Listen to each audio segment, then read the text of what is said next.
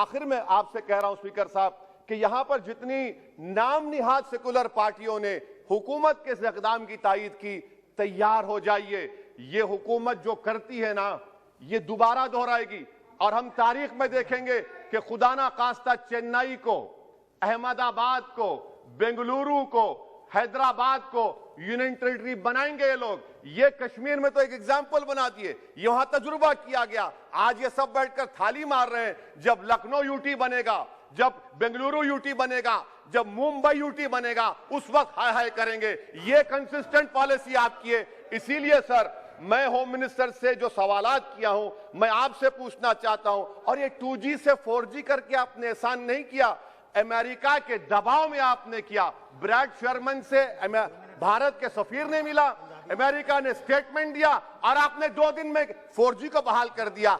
आप इस मसले को इंटरनेशनलाइज कर रहे हैं, ये गलत है और इससे कश्मीरी अवाम का डिसएम्पावरमेंट होगा, एलिनेशन बढ़ेगा। शुक्रिया सर। भाई, बिल को पायलट तो मैं कर रहा हूं, लेकर मैं आया हूं। मंशा मैंने स्पष्ट कही है, कहीं पर भी नहीं लिखा है कि स्टेटहुड इससे नहीं मिलेगा। आप कहां से ड्रॉ करते हो? आपकी मन की आशंकाओं को जम्मू कश्मीर की जनता पर क्यों थोप रहे हो? मैंने इसी सदन में कहा है और फिर से कहता हूं कि इस बिल का जम्मू कश्मीर के स्टेटहुड से कोई लेन देन नहीं है। उपयुक्त समय पर जम्मू कश्मीर को स्टेटहुड दिया जाएगा। और कह रहे हैं कि स्टेटहुड देना है तो एगमुट में क्यों लेकर आए? जरा एगमुट कैडर को ही समझ लेते। क्या अरुणाचल राज्य नहीं है? क्या गोवा राज्य नहीं है? मिजोरम राज्य नहीं है? ये सारे राज्य ही है। जरा ध्यान से पढ़ लेते तो इतनी फजीहती न होती। ये सारे राज्य है और एगमुट कैडर के अंडर में है। जहां पर विशेष प्रकार की भौगोलिक परिस्थिति होती है, एडमिनिस्ट्रेटिव परिस्थिति होती है, वहां पर अफसर भेजने पड़ते हैं और वो राज्य के विकास के लिए जाते हैं। जो अफसर एगमुट कैडर के हैं वही मसूरी की जगह पे ट्रेनिंग लेकर आते हैं जो जम्मू कश्मीर कैडर के लोग पहले लिया करते थे। ये ऑल इंडिया कैडर है मान्यवर। और ओवैसी साहब इसका हिंदू मुस्लिम में विभाजन करते हैं। भाई, आपके मन में सब चीज हिंदू मुस्लिम है, मैं तो समझता हूं ओवैसी जी आपको, मगर आप देश के अफसरान को भी हिंदू मुस्लिम में डिवाइड कर दे। क्या कंसेप्ट है आपका? एक हिंदू अफसर मुस्लिम जनता की सेवा नहीं कर सकता? एक मुस्लिम अफसर हिंदू जनता की सेवा नहीं कर सकता? किस प्रकार के देश में हम आगे बढ़ने जा रहे हैं? अफसरों की संख्या हिंदू मुस्लिम में बांटेंगे और अपने आप को सेक्युलर कहते हैं। काहे का सेक्युलरिज्म? हिंदू मुस्लिम में अफसरों की संख्या बांटेंगे। इस तरह से तो मान्यवर कश्मीर के अंदर शांति नहीं होगी, ज्यादा चिंता होगी, ज्यादा उचाट होगी, संशय बढ़ेंगे। मेरा सभी से निवेदन है कि इस तरह से नहीं करना चाहिए। अभी उन्होंने एक और निवेदन कर दिया मान्यवर कि 2G से 4G विदेशियों के दबाव में किया है। ओवैसी साहब को मालूम नहीं है, जिसका वो समर्थन करते थे वो यूपीए की सरकार चली गई है। ये नरेंद्र मोदी की भारतीय जनता पार्टी की सरकार है। इस देश के फैसले ये देश करता है, इस देश के फैसले इस देश की संसद करती है। कोई हम पर दबाव नहीं कर सकता। और हमने उसको इसलिए रिस्ट्रिक्ट किया था मान्यवर कि कुछ समझने के लिए समय चाहिए था। अफवाहें न फैलाई जाए, इसके लिए एक समय चाहिए था। और आप हमें पूछ रहे हो भाई अधीर रंजन जी, 2G और 4G, आपने तो मोबाइल ही बंद कर दिए थे और 20 साल तक बंद कर दिए थे। वाजपेयी जी की सरकार ने आकर 2G 4G छोड़ो, मोबाइल सर्विस ही बंद कर दी थी। कहां गए थे उस वक्त सारे अधिकार?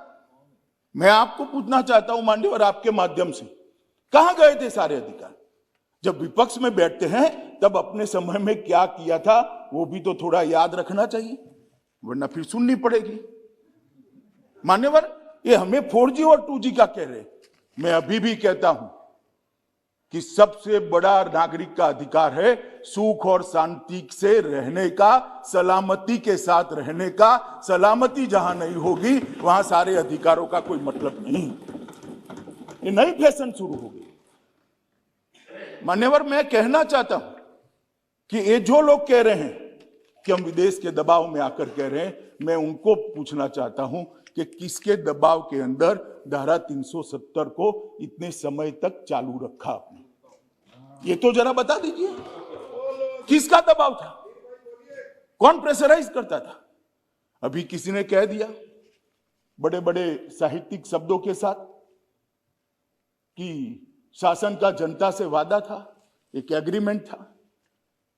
भाई, मैं तो एग्रीमेंट को बारीकी से पढ़ता हूं और मैं तो मानता हूं कि पूर्ववर्ती सरकारों ने भी जो वादे करे हैं उसको ध्यान से पढ़ने चाहिए और इसका अमल करना चाहिए। 370 के बारे में कहा गया कि 370 और 35 से वो देश की सरकार का जम्मू कश्मीर की जनता से एग्रीमेंट था। एग्रीमेंट जरूर था, मगर उसमें टेम्पररी शब्द आप भूल जाते हैं पढ़ने का। ये टेम्पररी था। और जो मेरा हिसाब पूछ रहे 17 महीने में स्टेटहुड कब दोगे, स्टेटहुड कब दोगे, स्टेटहुड कब दोगे, हम जरूर देंगे। मगर मैं उनको पूछना चाहता हूं, ये मैंने भी कहा है स्टेटहुड टेम्पररी है, और आप 17 महीने में हिसाब मांगते हो तो टेम्पररी 370 साल तक चली, उस वक्त क्यों हिसाब नहीं मांगते थे? एक टेम्पररी प्रोविजन कब तक टेम्पररी रहेगा? टेम्पररी प्रोविजन को क्यों उखाड़ नहीं देता यार? क्यों कोई पूछता नहीं था? क्योंकि वोट बैंक की राजनीति करनी थी। ये सरकार वोट बैंक की राजनीति से नहीं चलती।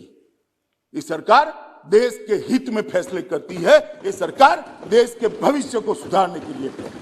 हम आएंगे जाएंगे, लोकतंत्र है, जीतेंगे हारेंगे, इसको ध्यान में रखकर देश के भविष्य को तात्पर्य हम नहीं रख सकते, न हम रखना चाहते। ये आपकी पॉलिसी है, आपको मुबारक हो। मान्यवर, इन्होंने कहा कि लोकल अफसरों का अधिकार चला जाएगा। मुझे कोई समझाए भला, देश भर में आईएएस आईपीएस अफसर भेजे जाते हैं, लोकल अफसरों का अधिकार चला जाता है क्या? चला जाता है तो जम्मू कश्मीर में कैसे चला जाएगा?